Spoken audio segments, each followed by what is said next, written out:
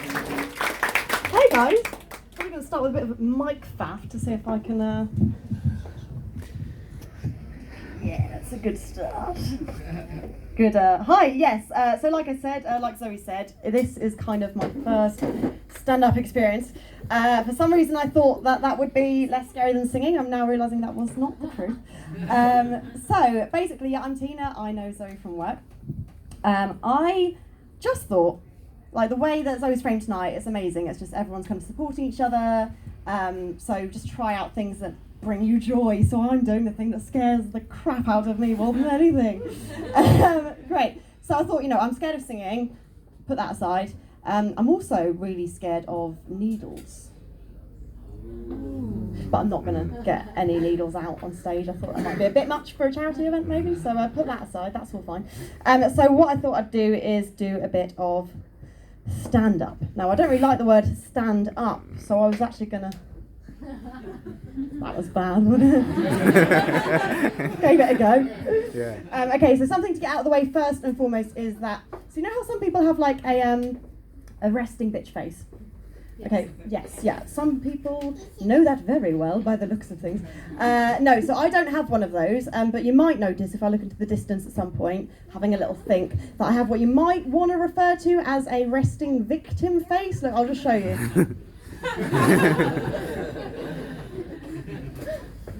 I'm not even sad, it's just my face. And look, it's kind of frustrating because honestly, I try to show a whole range of expressions, but this is what comes out. So like, I'm walking home, like the other night I was walking home and then there's this drunk guy on the corner of my street. I was like, right, okay, I'm going to get my don't mess with me face on, so I had my shoulders back, my head held high, my wide stance, sauntering down the road, but the problem is the face was still. So then the drunk guy's like, are you okay? Can I call your mum? Are you alright? So that's out the way, so if you see that going on, don't be concerned, it's just something about the eyebrows and the lips, so bear with. Okay, next up, so I want to talk to you about dating apps. Anyone in the room used dating apps before? Yeah. Oh, that's quite a pleased reaction. I mean, take it you're all married from them then. Is it successful experiences? No, I thought not. So I'm going to talk about Hinge. Now, Hinge is kind of the most popular one at the moment. It's the one where you have to have 6 pictures and 6 boxes filled in. So it's got categories such as, pet peeves or most irrational fear, for example. My personal favourite section is the 2 truths and a lie section. Okay, so I have a theory about this section based on the men's profiles that I've seen. Well, okay, let me just say as well, I am a straight woman, so I'm going to be commenting on straight men's profiles because those are the profiles I'm seeing. It's just my experience. I'm not saying all men this or all men that. Just to put that out there. Preface, right, great. I could try and comment on what I imagine other women are putting on their profiles, but I'd probably get it wrong. And I mean, they could be putting the same things that men are putting on their profiles, but let's be honest, they're not all cunts, are they? So probably not. I'm joking. I like men, I really do. So just out of interest, when I just gave you that look there, was that more like don't mess with me or victim face? Oh, for God's sake, still got the victim face. It's going to stay with me for life, guys, but thank you. Okay, so 2 truths and a lie. So an example would be, for example, I have met the Queen. I've never been to Scotland. And I wear my socks that say Tuesday on a Friday, like some fun stuff like that, So that's an example. So the truth is probably that person has indeed met the Queen. And no, they haven't been to Scotland, that's true. But that they would never mess around with their socks. They would wear their Tuesday socks on a Tuesday and the Friday socks on a Friday. So fun stuff like that, guys. So anyway, so my theory about the 2 truths and a lie section is that a lot of some men, I don't want to say most men, some men, or people use this section on the dating apps just to gloat, just to have an unashamed gloat because they can kind of get away with it because it's a game. So I'll give you an example. I'll often see stuff like, I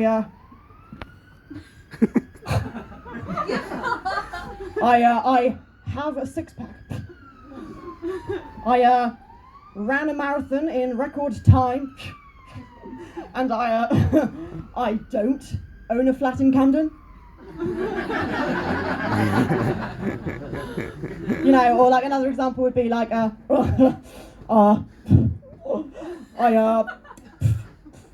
speak 4 languages. I've never lost at ping pong, and I don't have a massive dick. And I'm like, literally, you would save me so much time if you just wrote, I'm a prick, I'm not a prick. Do you know what I mean? Save me some reading time. So that's one thing. Another thing that you can get is don't hate me if I. So some people I've noticed will put things like, don't hate me if I always win the argument. Or don't hate me if I know more about American politics than you do. Or don't hate me if I hold the door open for you, but I slap your ass as you go through. Yeah. You think I'm making this up, but we see it, right? It's everywhere. Now, don't get me wrong, I appreciate I'm doing like a bit of a caricature of men, and like I said, it really isn't all men at all, that's not what I'm saying. I just think, to be fair, you kind of have to get where they're coming from. You know, we're all, like, it's massively competitive, there are so many people up there, we're all just trying to stand out from the crowd, emphasise our good points, you know, show that you're worth someone spending their time with you. I get it, we're all in the same boat, so you kind of have to understand where that behaviour comes from. At the same time, I mean, I guess I'm kind of a little bit jealous of like that ability to just big yourself up, you know, like I know some people really struggle with that, I struggle with that. A lot of my female mates would be like, you know, I've just been brought up to told to look pretty or be nice or don't cause a fuss or don't be bossy, and you know, don't boast, don't show off. That's what I remember, don't show off. So my profile probably is a bit too far the other way. Okay, so I think I'm hilarious. I think I'm brilliant. You know, the stuff I put on there, I'm like, that's witty, that's kooky and a bit, you know, like Zooey Deschanel about it. So, and I'll show my mate, and I'm like, yeah, because obviously we all love vetting each other's profiles, making ourselves feel better about ourselves. So I'll show my friend, and then she'll be like, Teen, this is really self-deprecating. It's actually really sad. I mean, are you okay? And I'm like, it's just my face, mate. We've been through this.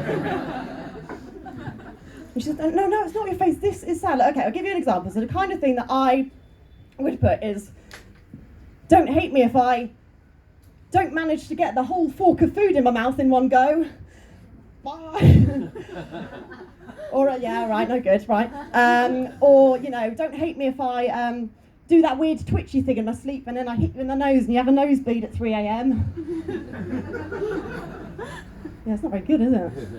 Or don't hate me if I actually utilise my fat stores. So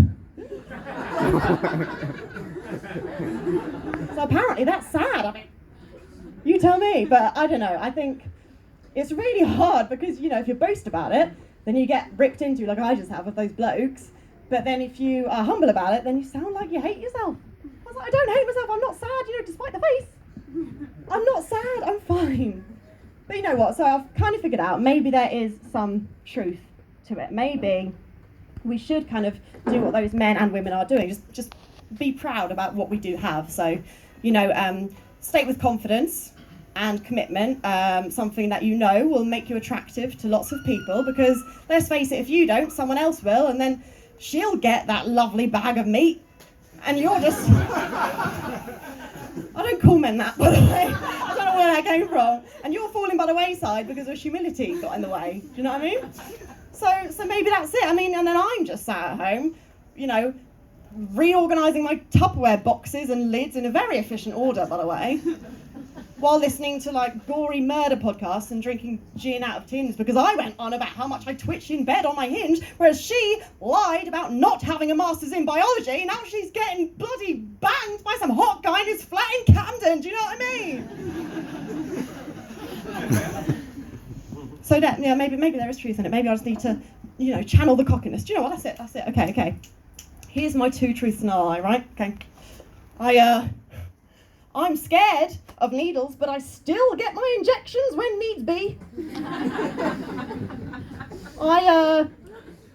I have great Tupperware storage options, and I didn't survive my first ever stand-up comedy experience. Yeah. No! Thanks, guys. You're amazing.